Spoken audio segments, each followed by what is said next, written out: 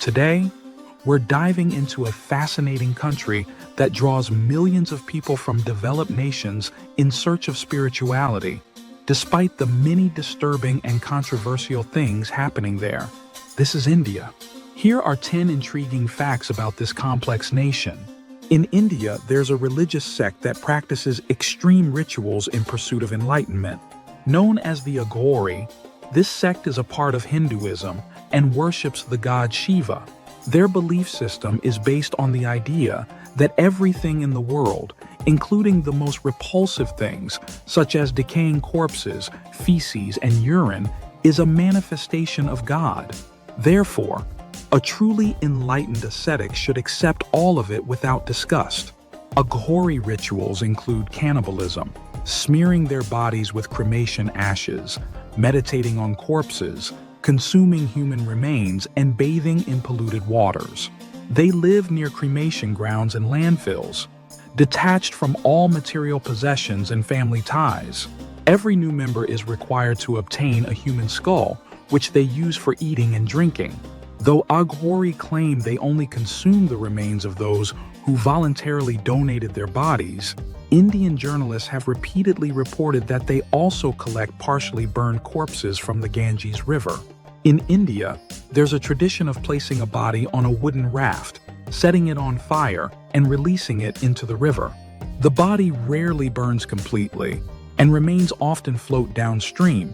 These are sometimes retrieved by the Aghori. Public opinion about the Aghori is divided.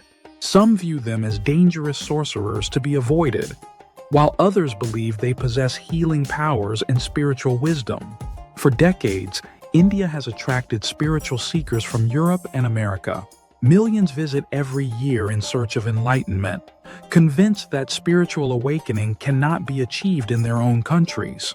This fascination has turned spirituality into a booming industry in India, akin to the auto industry in Germany or winemaking in Georgia. Indian gurus began spreading their teachings in the West in the early 20th century, and interest surged during the 1960s with the rise of the hippie movement. Eastern religions offered a worldview that starkly contrasted with Western Christianity.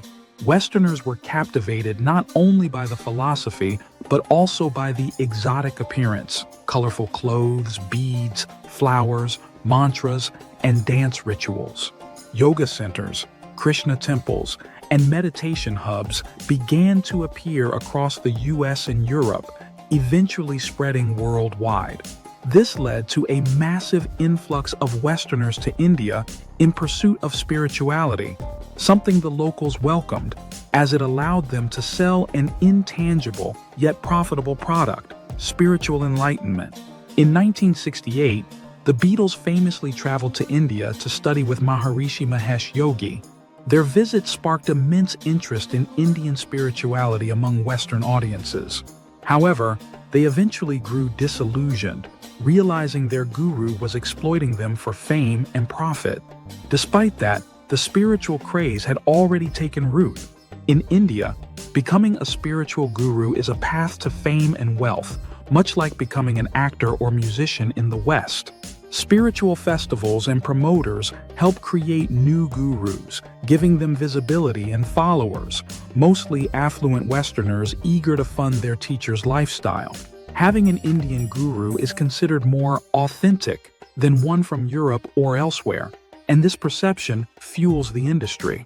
Many of these gurus, like Sadhguru, do share insightful teachings, but similar messages could be delivered by any well-read philosopher. The appeal often lies not in the content, but in the presentation. An elderly man with a white beard, seated in lotus position, dressed in flowing robes, and surrounded by mystique. While Westerners search for meaning, many Indians are focused on survival amid poverty and social struggles. Interestingly, yoga, an ancient Indian practice, only became popular in India after gaining global fame. Today, the Indian government even talks about patenting yoga as a national brand, much like champagne in France or Parmesan in Italy. However, India also faces serious social issues. One of the most troubling is the high rate of sexual violence. On average, A rape is reported every 15 minutes. The issue is compounded by cultural attitudes. In many cases, both men and women believe that the victim shares blame. Interviews with young Indians revealed a common belief that if a girl smiles at a boy, he has the right to make sexual advances. A widely held proverb in India states, "You can't clap with one hand," implying mutual responsibility for acts of sexual violence. Even police officers have expressed this view. As a result, many rape cases go unreported or unresolved, and victims often face social stigma rather than support. Meanwhile, millions of Westerners continue to visit India seeking spiritual wisdom, often unaware of these societal contradictions. Another hidden crisis in India is the illegal trade of donor blood, known as the red market. Although the country has over 1 billion people and many donate blood regularly, much of it ends up on the black market. Private clinics pay donors, while public hospitals rely on voluntary donations. The financial incentive leads many impoverished individuals to donate frequently, risking health issues like anemia. This illicit trade endangers both donors and patients, highlighting how poverty and desperation can turn acts of charity into means of exploitation. In the heart of Delhi stands a 1,600-year-old iron pillar that has baffled scientists. Unlike other metals exposed to Delhi's humid climate, this pillar has not rusted.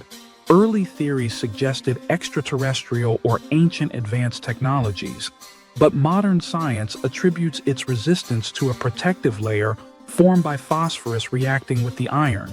Ancient blacksmiths may not have fully understood this process, yet their craftsmanship achieved results that still endure. India is also home to a temple where rats are worshipped.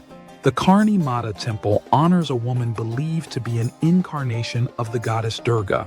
According to legend, her sons were reincarnated as rats. Today, these animals are considered sacred. Among thousands of black rats in the temple, a few white ones are seen as especially lucky. Visitors bring food and milk as offerings, believing it will bring them blessings. Despite the large rat population, the temple is remarkably clean, and no disease outbreaks have been reported, thanks to strict hygiene standards and reverence for the animals. Cremation is a deeply spiritual practice in India. Hindus believe that burning the body purifies the soul and helps it reach moksha, freedom from the cycle of reincarnation. Families often go into debt to afford the large quantities of wood needed for funeral pyres. Ashes are scattered in the Ganges River, or the entire burning raft is set afloat. Incomplete remains sometimes wash ashore, where they may be used in Aghori rituals. The city of Varanasi, considered sacred in Hinduism, is a major hub for cremations. It has a whole industry dedicated to preparing bodies, supplying firewood, and conducting rites. Some progressive Indians now opt for electric crematoriums, which are more environmentally friendly and cost-effective. India has also seen a rise in violent religious extremism, particularly from groups claiming to protect cows, animals considered sacred in Hinduism. These so-called cow vigilantes attack people suspected of harming cows, often targeting minorities like Muslims. Since 2014, violent incidents linked to these groups have increased dramatically, leading to deaths, injuries, and social unrest. Human rights organizations have condemned these actions, but many perpetrators escape punishment, further fueling interfaith tensions. Finally, beauty standards vary greatly across cultures. In one small Indian tribe, women wear large circular nose plugs, not for aesthetics, but as a deterrent. According to legend, the tribe's men believed their women were so beautiful that invaders would kidnap them. To prevent this, the nose plugs were used to make them appear less attractive to outsiders. That's the end of the video. Thanks for watching. Don't forget to like and subscribe.